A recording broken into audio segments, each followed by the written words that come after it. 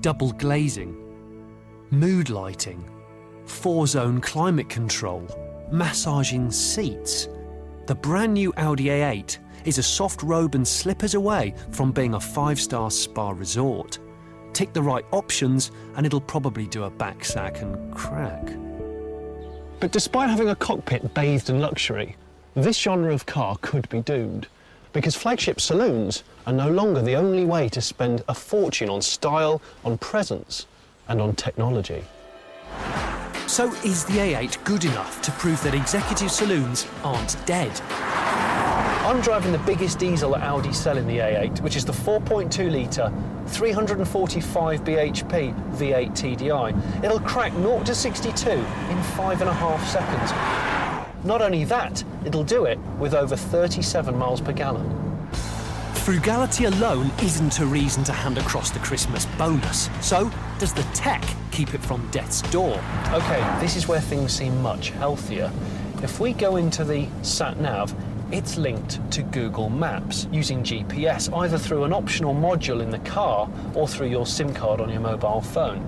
The 3D maps on this screen make a TomTom look like a Game Boy. And if somewhere you want to go isn't stored on this sat-nav's memory, you can use Google's gigantic list of locations and beam it into the car's dash. And because effectively it can see further down the road than you can, it'll swivel the headlamps, it'll adjust the gears, and it'll change the adaptive cruise control before you've even reached that corner or that junction.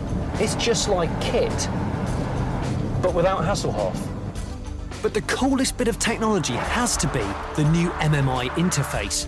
Instead of keying in destinations or phone book entries with knobs or buttons, you can just write it down. Right.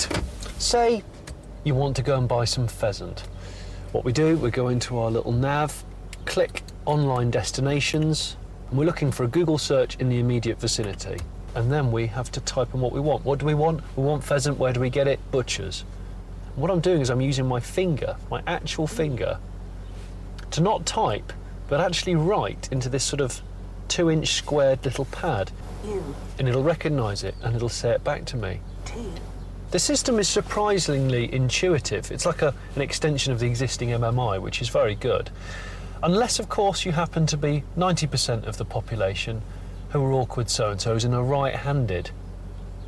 This could be a problem on a right-hand drive car. I, on the other hand, am one of the weird few. Nevertheless, the technology is a genuine reason to buy the A8 over anything else. Its MMI computer interface is easier to use than rival systems, and it comes loaded with geeky goodies like solar panels in the sunroof, which can recharge the car's battery.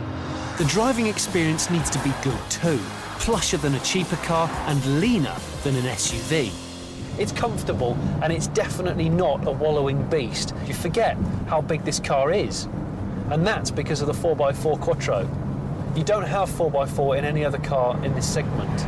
It just pulls. It pulls like a buffalo. Prices start at 55 grand, although pricey optional extras can soon accelerate that closer to 90.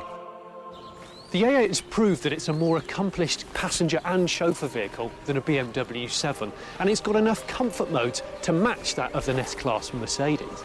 However, I'm not the only one who thinks it's just an A4 that's been put through a photocopier at 150%. And that's a big problem. It just doesn't look as distinctive and confident as it really should. If subtlety is what you're after, then great. But if you like your car's looks to reflect the price tag, then it's not.